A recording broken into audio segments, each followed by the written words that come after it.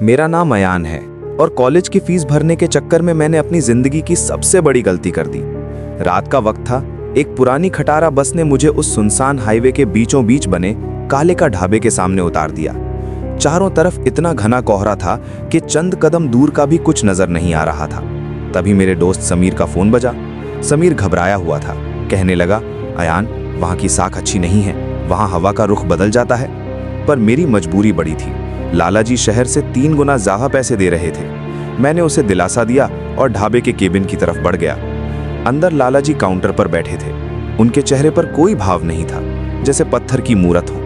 उन्होंने मुझसे बस इतना कहा, अयान, रात 11 से सुबह 4 बजे तक तुम अकेले हो। दराज में एक पीली पर्ची है, उसमें 7 नियम लिखे हैं। एक भी नियम टूटा तो तुम्हारी जान की जिम्मेदारी मेरी नहीं होगी। इससे पहले कि मैं कुछ पूछता, वो अंधेरे में गायब हो गए। मैंने कांपते हाथों से वो पर्ची निकाली। उसमें अजीबोगरीब नियम लिखे थे। पहला, किसी की आंखों में मत देखना। दूसरा, कोई लाल दाल मांगे तो मना कर देना, चाहे पतीला भरा ही क्यों ना हो। तीसरा, रात 1 बजे शीशे को ढक देना। चौथा, बाहर से कोई औरत लिफ्ट मांगे तो दरवाजा मत खोलना। पांचवा, पैसे हमेशा बाएं हाथ से लेना। छठा, रात 3 बजे सन्नाटा बढ़ जाए तो कानों में रुई डाल लेना। और सातवां, अगर कोई बिना परछाई के दिखे तो उसे मुफ्त खाना देना और अपना सिर झुका लेना। रात के 12:30 बज रहे थे। एक काला ट्रक आकर रुका और एक लंबा डरावना आदमी अंदर आया। मैंने नियम याद रखा और नीचे देखते हुए पूछा, क्या लेंगे? उसने लाल दाल मांगी। पतीले में दाल खौल रही थी, पर मैंने झूठ बोल दिया, साहब, दाल खत्म हो गई है।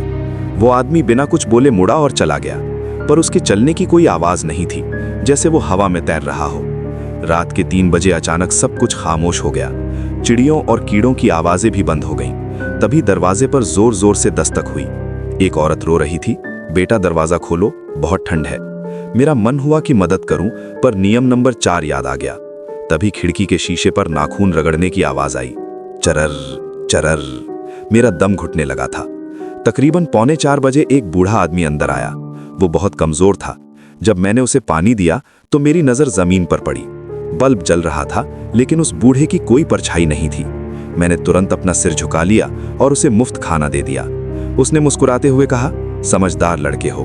पिछले वाले ने मेरी परछाई देख ली थी, फिर उसे कभी देखा नहीं गया। सुबह लालाजी वापस आए। ढाबा बिल्कुल सामान्य लग रहा था। उन्होंने कहा, बच गए पुत्र, तुमने उन्हें इज्जत दी, इसलिए उन्होंने तुम्हें जाने दिया।